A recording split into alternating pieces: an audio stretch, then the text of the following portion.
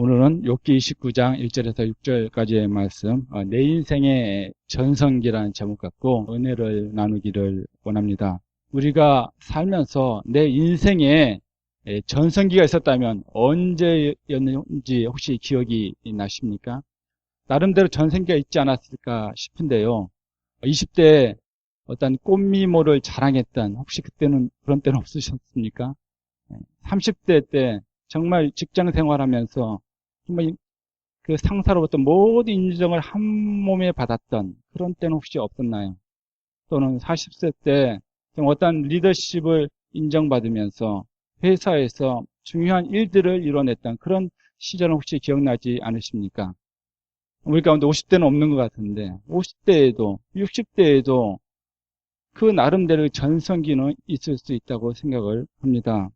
그런데 이 전성기가요, 영어로 말하면 프라임 타임이라고 하는데, 이 전성기라는 용어를 많이 사용되는 데가 운동선수들에게 많이 사용이 되는 것 같습니다. 어떤 운동선수가 그 기량이 월등히 다른 사람보다 계속해서 뛰어났을 때, 이 사람은 전성기다. 그리고 그것이 지나갔을 때는, 이 사람은 전성기가 지나갔다. 그렇게 우리들이 얘기를 하는데요.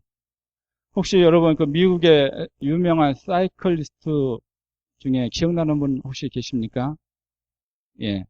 여기 보면 오른쪽에 있는 사람, 랜스 암스트롱이라는 사람입니다.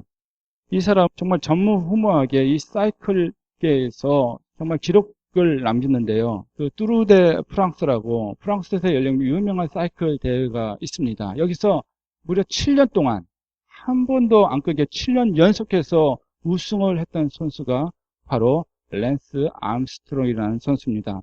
이 선수는요, 암이 있었어요. 병을 극복하고 우승을 했기 때문에 더 많은 미국 사람들의 그 사이클리스트의 팬들의 사랑을 받았습니다.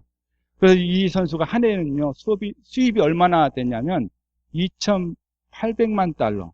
저는 상상이 안 됩니다. 2,800만 달러의 수입이 있었고요.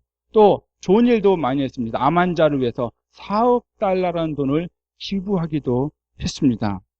그런데요, 몇 년 전에 이 선수에 대한 참 안 좋은 소식이 뉴스에서 연일 방송이 됐습니다.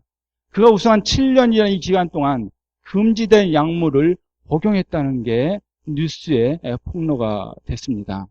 처음에 팬들은 믿지를 않았어요. 어떻게 우리의 영웅 같은 이 사이클리스트 선수가 랜스 암스트롱이 금지된 약물을 복용할 수 있겠는가? 아마 이것은 루머일 것이다. 이 사람을 깎아내리려고 하는 그러한 일일 것이다. 많은 사람들이 그렇게 생각을 했습니다. 하지만 결국에는요, 그것이 사실이었고 모든 사람들에게 충격적인 사건이 되었습니다. 그리고 여기 보시면 한 선수가 더 있습니다. 프랑스의 전설적인 사이클리스트 그렉 르몽드입니다. 그도 역시 뚜르 데 프랑스 대회에서 3번 우승한 기록이 있습니다. 세계적인 대회이기 때문에 3번 우승했다는 것은 굉장한 기록입니다. 물론 7년 연속 우승한 이 랜스 암스트롱에 비하면 비교가 안 되죠. 하지만 그도 굉장히 기량이 뛰어난 선수였습니다. 그런데 이 선수는요, 약물 검사에서 단 한 번도 양성 반응을 보인 적이 없었습니다. 여러분, 이 두 선수, 랜스 암스트롱과 그렉 르몽드를 볼 때 여러분들은 진정한 전성기를 누린 사람이 누구라고 생각을 하십니까? 7번 연속해서 전성기를 누렸던 이 랜스 암스트롱입니까? 아니면 단지 3번밖에 못했던 이 그렉 르몽드입니까? 제가 보기에는요, 비록 3번 우승했지만은 진정으로 깨끗하게 스포츠맨십을 발휘해서 우승했던 이 그렉 르몽드가 진정한 전성기를 누렸다고 저는 생각을 합니다. 오늘 본문에 보면요, 이제 욥의 이야기가 나오는데요. 이 욥도 마치 이 그렉 르몽드 같이 정말 과거를 돌아봤을 때 그의 전성기가 있었는데 정말 정직하고 깨끗한 의인의 삶을 살았던 사람이 바로 욥이었다는 것이죠. 오늘 본문의 내용은요, 이제 욥이 최후 변론하는 내용입니다. 그의 세 친구 기억나시죠? 엘리바스, 빌다, 소발. 이 세 친구가 계속 가서 괴롭혔습니다. 정죄했습니다. 조롱했습니다. 너 죄 때문에 너가 지금 벌을 받는 거라고 했습니다. 이에 대해서 욥은요, 자신의 과거에 하나님과 사람들 앞에서 자신이 어떠했는지 오늘 29장에서 이야기를 해 주는데요. 그러면서 지난 날들을 그리워합니다. 2절 하반절 보시면요, 되었으면 하고요. 4절 앞에 부분 보면요, 지냈으면 합니다. 정말 그때처럼 되었으면, 정말 그때처럼 지내었으면 하는 그러한 회상과 아쉬움과 그리움을 말하는 것을 볼 수가 있습니다. 그 날들이 어떤 날이었습니까? 욥의 전성기였습니다. 욥의 프라임 타임이었습니다. 이 욥의 말을 통해서 내 인생의 전성기를 다시 한번 확인해보고 정말 욥과 같은 그러한 전성기였는지, 아니면 내가 다시 욥과 같은 전성기를 내가 다시 한번 만들어 가야 되는지 도전받는 시간이 되기를 원합니다. 첫 번째로요, 욥의 전성기는 어떤 때였는가? 오늘 보면요, 두 가지 사실을 그가 분명하게 말해줍니다. 먼저 그의 전성기는 하나님의 보호하심이 있을 때였다고 그가 말을 해주는데요. 2절하고 3절입니다. 함께 읽겠습니다. 시작. 내가 이전 딸과 하나님이 나를 보호하시던 날에 지내던 것 같이 되었으면 그때는 그의 등불이 내 머리에 빛이었고 내가 그 광명을 힘입어 흑암에 행하였었느니라. 아멘. 욥이 그 지난 날을 회상을 합니다. 그러면서 그가 어떻게 고백합니까? 그때는 나는 흑암 중에도 깜깜한 어두움 가운데서 또 난 당당히 걸을 수 있었다. 그의 전성기를 그렇게 이야기합니다. 광명을 힘입어서 그가 흑암 가운데 걸을 수 있다고 그가 고백을 했습니다. 어떻게 해요?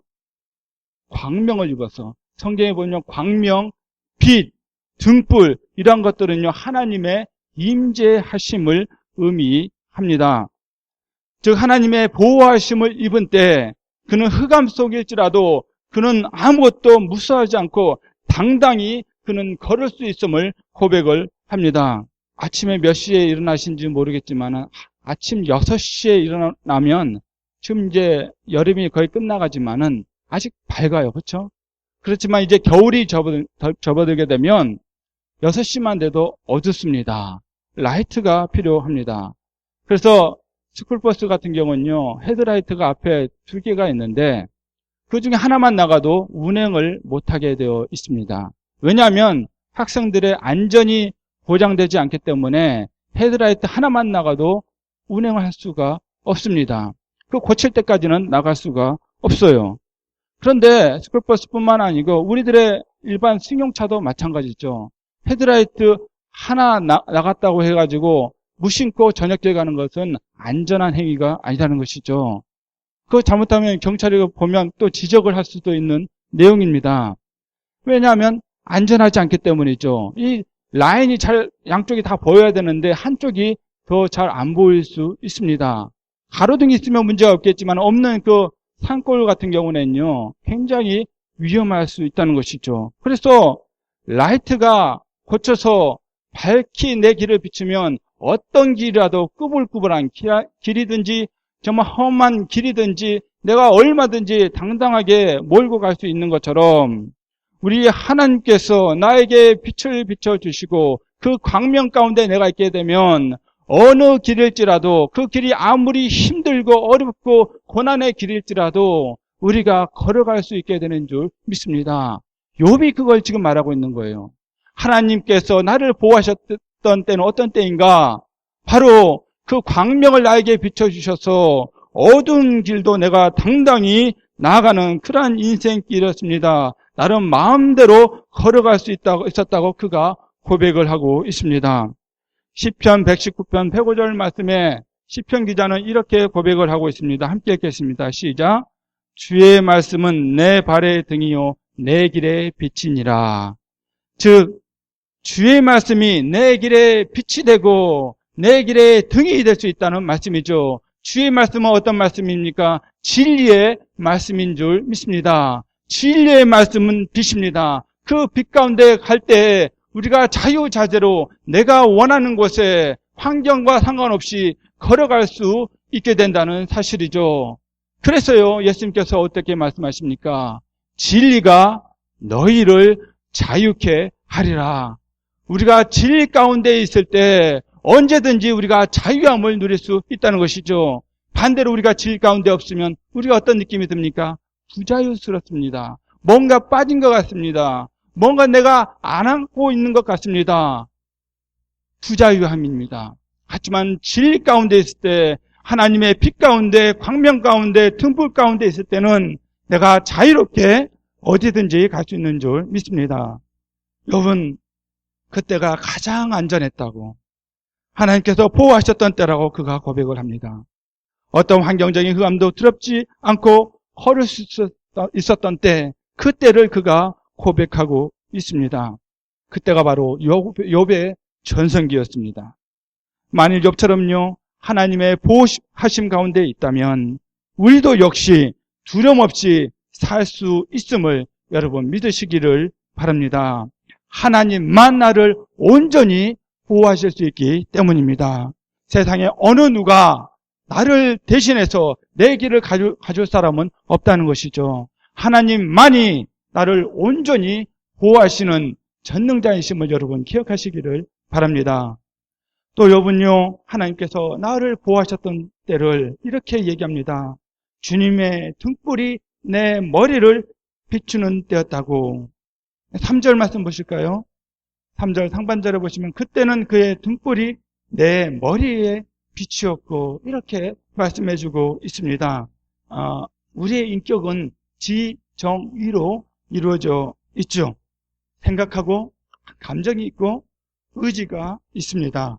그래서 우리의 인격은 흔히 우리가 지정의로 이렇게 이루어졌다고 하는데, 근데 여기서 머리에 빛이었고, 이 머리가 우리의 지성을 의미하는지, 또는 머리서부터 시작해서 우리 온몸의 인격에 영향을 미친다는 말인지, 그것은 제가 정확하게 잘 모르겠어요. 여기저기 봐도 그것에 대해서 정확한 설명이 나와 있지를 않습니다. 근데 분명한 것은요, 내 머리, 내 이성에 영향을 받아야 된다는 것은 분명한 사실이라는 것이죠. 광명이 내 머리에 비쳤다는 것은 내 이성에 분명히 영향을 미쳤다는 것입니다. 왜 머리부터 주님의 빛을 받아야 안전한가? 그것은요, 사탄의 유혹은 어디로부터 오시는지 아십니까? 우리 생각으로부터 먼저 오기 때문입니다. 사탄의 그 유혹은요, 항상 생각으로부터 와요. 아담과 하와의 사건 우리가 잘 알지 않습니까? 뱀이 유혹할 때 어떻게 했습니까? 거기서 춤을 췄습니까? 뭐 일을 했습니까? 아니에요. 이성을 자극했어요. 이성을 자극하면서 들어왔습니다. 그러면서요, 자신도 모르게 하와가 생각이 돌아가고 아담의 생각이 돌아가고 하나님을 대적하는 그런 불순종의 죄를 그들이 저지르게 되었다는 것이죠. 그래서요, 우리가 살면서 사실 그런 경우 많이 있지 않습니까? 이건 말씀에 비춰봐도 그러면 안 돼요. 내가 기도할 때도 그러면 안 돼요. 그런데 어느 순간에 나는 그 일을 하고 있습니다. 그건 무엇입니까? 내 머리로 합리화시켜서 그 일을 나도 모르게 하고 있다는 것이죠. 이게 우리의 육신을 가진, 죄성을 가진 우리의 모습이라는 것입니다. 그래서요, 성경은 무엇을 얘기합니까? 우리가 죄짓고 우리가 망하게 하는 것들을 하지 말라고 경고를 합니다. 고린도서 3장 2절 말씀 함께 읽겠습니다. 시작. 위의 것을 생각하고 땅의 것을 생각지 말라. 로마서 8장 6절입니다. 육신의 생각은 사망이요 영의 생각은 생명과 평안이니라. 아멘. 그래서 우리는 우리의 생각이 항상 위의 것, 하나님의 것, 하나님이 원하시는 것, 하나님의 말씀을 우리가 기억하면서 그 말씀 가운데 살아야 될 줄 믿습니다. 영적인 것을 위해서, 영적인 것을 추구하면서 우리가 살아야 된다는 것이죠. 그러면요, 주님의 빛이 내 머리에 비치는 효과라는 사실입니다. 주님의 등불이 내 머리에 비치는 것과 똑같다는 사실이죠. 그때가 바로 하나님의 보호를 받는 때입니다. 내가 말씀을 따르고 있지만은 그 순간 하나님의 말씀이기 때문에, 하나님 말씀에 순종했기 때문에 하나님의 보호를 우리가 받게 될 줄 믿습니다. 그때가 나의 영적인 전성기가 될 것입니다. 내 인생의 전성기가 될 것입니다. 하나님 앞에서 참으로 의인으로 살았던 욥처럼 정말 우리의 인생이 그렇게 이어질 줄 믿습니다. 하나님은 지금도 우리의 안전을 지키시는 완전한 보호자이십니다. 과거의 뿐만 아니고 미래의 사건이 아니고 바로 지금도 하나님은 우리의 완전한 보호자가 되심을 여러분 기억하시기를 바랍니다.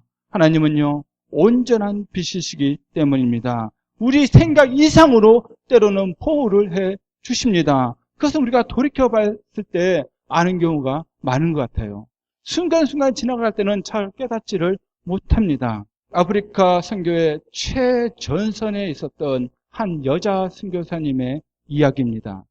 이 여자 선교사님이 어느 날 독한병에 걸렸어요. 독한병에 걸린 것도 참으로 슬픈데 오던 그 생활비마저도 선교비조차도 끊기게 됩니다. 그래서 이 여자 선교사님은 보리죽하고 그리고 깡통에 있는 분유로 하루하루를 연명해 갔습니다. 그리고 30일이 지났어요. 그런데요, 깜짝같이 선교사님의 병이 나왔습니다. 또 그 즈음에서 끊겼던 그 생활비가 다시 오기 시작했고요. 여성교사님의 생활이 다시 정상적으로 이어질 수 있게 됐습니다. 그리고 이 여자 선교사님이 나중에 이제 안식년을 맞이해서 다시 본국으로 돌아가서 간증할 기회가 있었습니다. 그래서 강단에서 그가 정말 어려움을 겪었던 그 사건을 간증을 했습니다. 간증을 마치고 내려왔는데요. 한 참 인자하게 생기신 한 의사 선생님이 와가지고 그 당시에 있었던 일에 대해서 그 병에 대해서 좀 더 자세하게 질문을 했습니다. 이 선교사님 그것에 대해서 좀 더 자세하게 이야기를 해줬고요. 그랬더니 이 의사 선생님이 하는 얘기가 만일요 그때 선교사님께서 그 생활비를 계속 받았다면 선교사님은 아마도 저를 이 자리에서 만나서 이렇게 대화를 못했을 수도 있습니다. 제가 들어보니까 선교사님의 병은요, 그 위장과 관련된 병인데 그 병은 30일 동안 보리죽을 처방해야 돼야 낫는 그러한 병입니다. 그러니까 그래서 이 여성교사님이 나았던 거예요. 이 여성교사님 그 상황에서는 몰랐죠. 그렇지만 하나님은요, 여전히 그 선교사님을 향한 광명의 빛을 비추고 있었고 보호자가 되셨음을 우리가 알 수 있습니다. 이처럼요, 우리 하나님은 언제나 우리의 생각 이상으로 우리를 보호하시는 하나님이심을 여러분 기억하시기를 바랍니다. 세상적으로 내가 가장 비참하고 가장 그 어둡고 고난 가운데 있다고 생각할지라도 영적으로 내가 주님의 것을 바라고 주님을 위해서 살아가고 있다면 그 날들은 주님 안에서 전성기임을 여러분 기억하시기를 바랍니다. 두 번째로 욥의 전성기는요, 어떤 때였는가? 첫 번째는 하나님께서 보호하시는 때라고 그랬죠. 두 번째는요, 하나님과 친밀함이 있을 때 그는요 자신의 전성기였다고 이야기를 합니다. 내가 돈이 많아서 권력이 높은 데 있어서 어떤 명예 때문에 그가 전성기라고 이야기를 하잖아요. 계속해서 영적인 것을 이야기합니다. 욥의 전성기는 어떤 때였다고요? 하나님과 친밀함이 있었을 때 바로 그때가 나의 전성기였다고 욥은 고백하고 있습니다. 4절에서 6절까지의 말씀입니다. 함께 읽겠습니다. 시작. 나의 강장하던 날과 같이 지내었으면 그때는 하나님의 우정이 내 장막 위에 있었으며 그때는 전능자가 오히려 나와 함께 계셨으며 나의 자녀들이 나를 둘러 있었으며 버터가 내 발자취를 씻기며 반석이 나를 위하여 기름 시내를 흘려내었으며. 아멘. 여기 보면 4절에 좀 어려운 말이 나오죠. 강장하던 날. 이 강장하던 날이라는 것은 농부들이 이 곡식들을 수확하던 때를 의미를 합니다. 그래서 1년 농사 중에서 가장 기쁘고 절정의 시기, 그것이 바로 강장하던 날입니다. 영어 성경에 보면 In my prime이라고 나와 있죠. 다른 말로 하면 전성기로 볼 수 있습니다. 그래서 강장하던 나이라는 것은 나의 전성기 때를 의미하고 있다는 것이죠. 이 전성기를 말하면서 무엇을 얘기합니까? 내 집이 하나님과 우정이 있었던 때라고 이야기를 합니다. 사전 말씀 다시 한번 보시면요. 나의 강장하던 날과 같이 지내었으면 그때는 하나님의 우정이 내 장막 위에 있었으며, 이 말씀은요, 마치 하나님이 친구처럼 아주 친밀한 그런 관계 가운데 욥이 살았다고 고백하는 거예요. 그러면서 그때가 자신의 전성기였다는 것이죠.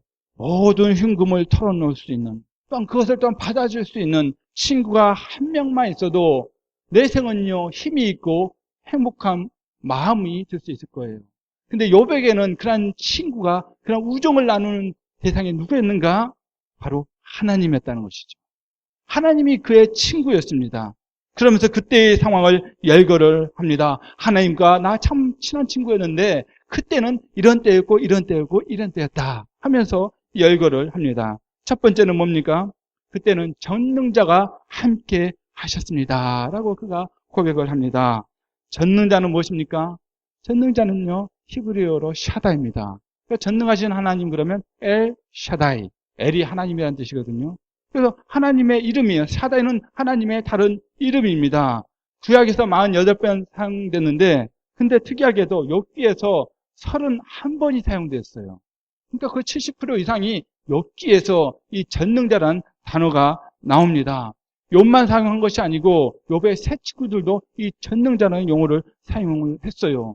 그래서 그 당시에 이 욥이나 그 친구들은 이 전능하신 하나님에 대한 인식이 깊이 있지 않았나, 그런 추측을 해보게 됩니다. 그래서 그들에게는요, 하나님은 모든 인간 생사의 화복을 주관하시는, 모든 것을 다 하실 수 있는 그런 하나님으로 그들이 믿고 있었다는 것이죠. 그래서 욥에 했던 말을 보면요, 욥기 6장 4절에 전능자의 살이 내 몸에 박힘에 나의 영이 그 독을 마셨나니 하나님의 두려움이 나를 엄습하여 치는구나. 욥이 전능하신 하나님 이야기를 합니다. 그리고 그 세 친구 중에 한 명인 빌닷이 얘기합니다. 욥기 8장 3절에 하나님이 어찌 심판을 굳게 하시겠으며 전능하신 이가 어찌 공의를 굳게 하시겠는가. 하나님과 친밀한 관계에 있을 때 정말 모든 것이 가능하신 하나님이 함께 하셨다고 욥은 고백함과 동시에 무엇을 고백하시는지 아십니까? 그는요, 나에게 주셨던 분, 과거에 그 많은 것을 주셨던 분도 하나님이시고 또한 가져가시는 분도 하나님이시다 하는 것에 대해서 견고한 믿음이 있음을 우리가 볼 수 있다는 것이죠. 하나님은 주실 수도 있고 가져가실 수도 있다. 여러분, 이것이 바로 욥이 보여준 균형 잡힌 믿음인 줄 믿습니다. 나한테 뭔가 좋은 일만 해주는 하나님이 아니고 때론 나에게 고난도 허락하시는 그런 하나님, 그래서 고난 가운데서도 정말 주님을 찾고 주님과 친밀한 관계에 있었던 이 욥의 신앙이 균형 잡힌 신앙이었다면 바로 우리 신앙도 그런 모습을 닮아가야 될 줄 믿습니다. 그것이 균형 잡힌 믿음입니다. 내가 잘 될 때만 하나님이 아니고요, 안 될 때도 나의 하나님이 되심을 여러분 기억하시기를 바랍니다. 그래서요, 지금은 하나님께서 돌이켜서, 욥의 생각은 그래요. 하나님께서 돌이켜서, 이유는 몰라요. 욥은 이유를 모두 정확히 알 수가 없죠. 그렇지만 전능하신 하나님이 개입하셔서 자신이 고난 가운데 있다는 것을 인정을 하며 살고 있습니다. 욥기서 30장 21절 말씀을 보시면요, 함께 읽겠습니다. 시작. 주께서 돌이켜 내게 잔혹히 하시고 완력으로 나를 핍박하시오며. 아멘. 여기서 그가 이야기를 합니다. 정말 그의 상황은 고통스러워요. 잔혹스럽습니다. 정말 핍박 가운데 있습니다. 친구들이 조롱합니다. 너의 죄 때문에 너가 고난을 받는다. 회개하라고 요구합니다. 그래서 욥은 어떻게 합니까? 입으로 범죄했습니까? 아니죠. 그냥 그 있는 사실 그대로, 전능하신 하나님 그대로 인정을 합니다. 주께서 이유는 모르겠지만은 지금 내 앞에서 돌이키셨구나. 그렇게 이야기합니다. 또한 하나님과 친밀한 관계에 있었던 이 욥의 전성기는 어떤 때였는가? 두 번째로 그는요, 자녀들이 함께하는 때였다고 이야기를 합니다. 5절 보시면요, 하반절에 나의 자녀들이 나를 둘러 있었으며 라고 그때도 그가 회상을 합니다. 지금 욥의 자녀들이 옆에 있습니까? 아니죠. 지금 욥의 자녀들 다 죽었어요. 다 죽었습니다. 정말 그 많은 자녀들, 정말 사랑스러운 그 자녀들이 다 죽은 그 상황입니다. 그 마음에 아주 깊고 깊은 상처로 남아있는 상태입니다. 더 이상의 흘릴 눈물조차도 없는 그런 상황이 아니겠습니까? 그러면서요, 자녀들이 옆에서 깔깔거리며 웃으며 뛰놀았던 그 시절을 회상을 하고 있는 것 같습니다. 그때가 행복했다고, 우리 가정이 하나님과 가장 친밀한 때였다고 그가 말하고 있다는 것이죠. 우리 자녀들이 부모에게 꼭 안기고 크게 웃고 놀던 때가 언제였는지 기억이 나십니까? 막 안고 같이 웃고 했던 때. 지금도 그렇다면 당신은 행복한 사람입니다. 한번 허구하고 한번 농담 받아주고 웃고 그런 관계가 있다면, 그러면 행복한 사람이에요. 아마 욥은 그것이 부러웠을 것입니다. 그것이 다시 생각난 거예요. 그때로 다시 돌아갔습니다. 지금은 한 사람도, 한 명의 자녀도 지금 없는 상황에서 그의 당연한 마음일 것입니다. 여러분, 특별히 이 부분을 놓고서 우리가 기억할 것은요, 부모가 하나님과 친밀한 관계에 있다면 자녀들과의 관계도 원만해질 수 있음을 여러분 기억하시기를 바랍니다. 단순히 내가 열심히 기도하고 열심히 봉사하고 그게 아니고요, 하나님과 친밀한 관계는 하나님이 원하신 대로 살아가는 거예요. 성경에 말씀하신 대로 그 삶을 살아가는 겁니다. 그 가운데 있다면 자녀들과 관계가 어그러질 수 없다는 것이죠. 수많은 사람들이 교회를 다닙니다. 왜 그런데 많은 문제에 자녀들이 생겨납니까? 그것은요, 형식적인 신앙생활을 하기 때문인 것 같습니다. 찬송을 부릅니다. 찬송의 그 곡조대로 살면 됩니다. 우리가 기도를 합니다. 그 기도의 내용대로 살아가면 됩니다. 말씀을 듣습니다. 그럼 말씀의 내용대로 살아가면 됩니다. 그런데 그것이 부족하다는 것이죠. 그러다 보니까 자녀들이 보고 배우는 것이 없다는 것이죠. 그러니까 점점 자녀들이 교회를 떠납니다. 의미가 없다는 것이죠. 여러분, 한국에서 조사를 옛날에 한 것이 기억이 나는데, 주일학교 교사들 중에서 가장 존경하는 주일학교 교사가 어떤 사람이에요? 설문조사를 했어요. 그랬더니 어떤 사람인지 아십니까? 아주 멋있는 교사? 멋있는 말을 잘하는 교사? 아니에요. 뭘 많이 사주는 교사? 아닙니다. 성경 말씀 잘 가르쳐주는 교사가 좋대요. 의외죠? 의외죠? 아이들은요, 살면서 뭔가 나를 잡아주고 붙잡아주는 것이 말씀이 되길 원한다는 것이죠. 미국에도 부모들이 60, 70% 이상은 성경교육이 있어야 될 것을 그들이 바라고 있다는 거예요. 의외 사실 아닙니까? 나는 못돼도 내 자녀들은 바른 윤리 가운데, 바른 생활 가운데 살기를 원한 것이 부모의 심정이라는 것이죠. 근데 그것이 되고 있지 않다는 거예요. 부모가 본을 보여야 될 줄 믿습니다. 자녀의 관계가 원만해질 수 있습니다. 욥은요, 그 자녀들을 기억합니다. 얼마나 욥이 의롭게 살았으니까 그 자녀도 얼마나 올바르게 자랐겠어요. 그 자녀들을 회상을 합니다. 그리고 욥이 하나님과 친밀했을 때는요, 부유함이 함께하는 때였다고 그가 이야기를 합니다. 6절 말씀 함께 읽겠습니다. 시작. 버터가 내 발자취를 씻기며 반석이 나를 위하여 기름 신내를 흘러내었으며, 여기 당시 이 버터는요, 귀중한 손님들에게 대접했던 음식이라고 합니다. 우리가 요새 가면 어디 가나 버터가 있죠. 그런 버터가 발자취를 씻을 만큼 많았다는 것은요, 그가 엄청난 부자였다는 것입니다. 그리고 여기 보면 기름은요, 올리브 오일입니다. 이 감람유라고도 하죠. 이 모세가 발을 쳤을 때 샘물이 솟아나는 것처럼 반석 위에 그런 그 올리브 오일이 넘쳐날 정도로 창고에 그득그득 채울 정도로 그가 부자였다는 사실이죠. 그러니까 얼마나 잘 살았는지 우리가 가늠해 볼 수가 있습니다. 이 모든 것은요, 하나님과의 관계 가운데, 친밀한 관계 가운데 나온 결과였다는 것입니다. 그렇다고 욥이 이것을 바라며 산 사람은 아니었습니다. 그래서 어떻게 할 수가 있습니까? 만일요, 욥이 그런 많은 재산 축적의 목표로 하고 살았던 사람이라면 욥은 지금 사라졌을 것 같아요.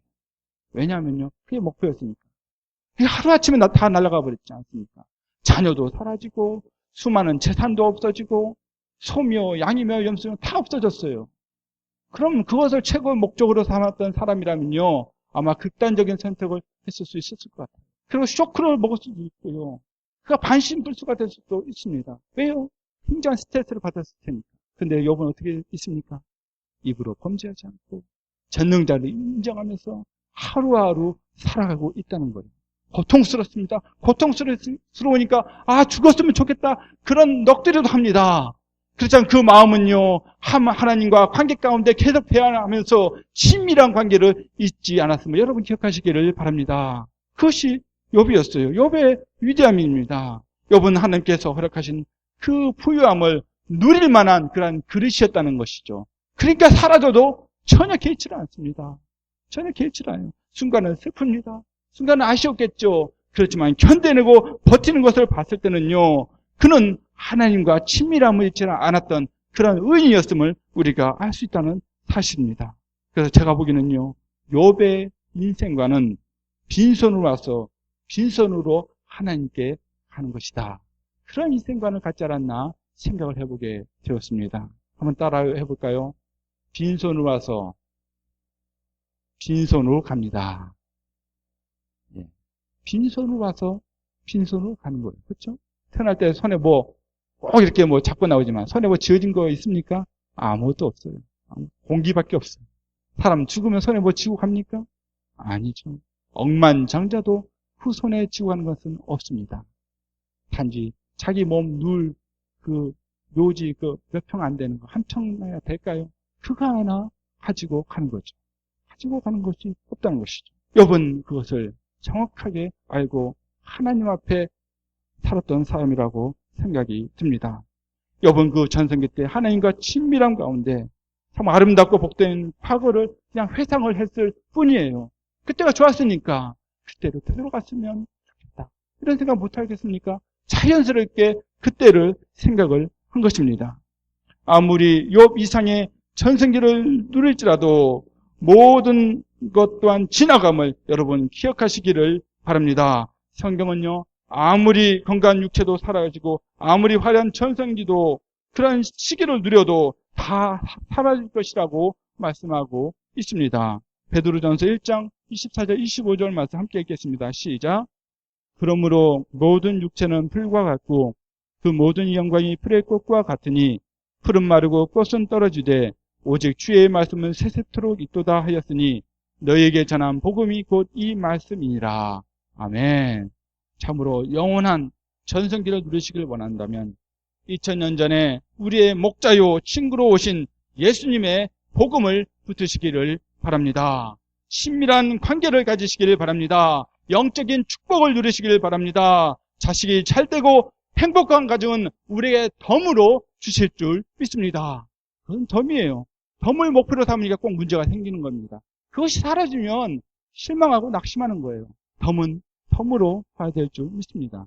욥은 자신의 과거를 회상했습니다. 과거를 생각하면 좋은 기억과 나쁜 기억이 함께 있기 마련입니다. 과거에 항상 좋은 일만 있겠어요. 그러나 욥의 과거는요, 하나님의 보호하심과 친밀하심이 풍성했던 때였습니다. 그의 영적인 전성기였습니다. 지금 욥은 자녀도 재산도 건강도 잃은 신세가 되었습니다. 새 친구들은 계속해서 비난합니다. 조롱합니다. 회개하러 갑니다. 그의 인생은 이제 끝난 인생인 것 같습니다. 그러나 제가 보기에는 욥은요, 지금도 영적인 전성기를 누리고 있다고 믿습니다. 왜냐하면 여전히 하나님의 보호하심과 하나님과 친밀한 관계 가운데 있기 때문입니다. 그래서 내 인생의 전성기는요, 과거일 수도 있고요, 지금일 수도 있고 새로운 날들일 수도 있음을 여러분 기억하시길 바랍니다. 내가 하나님의 보호하심 가운데 살아가고 하나님과의 친밀한 관계 가운데 내가 오늘도 살아가고 있다면 나의 인생은 여전히 전성기임을 여러분 기억하시기를 바랍니다. 오늘 여러분 인생의 전성기를 주님과 함께 누리며 살아가는 저와 여러분이 되기를 주님의 이름으로 축원합니다. 기도하십시오.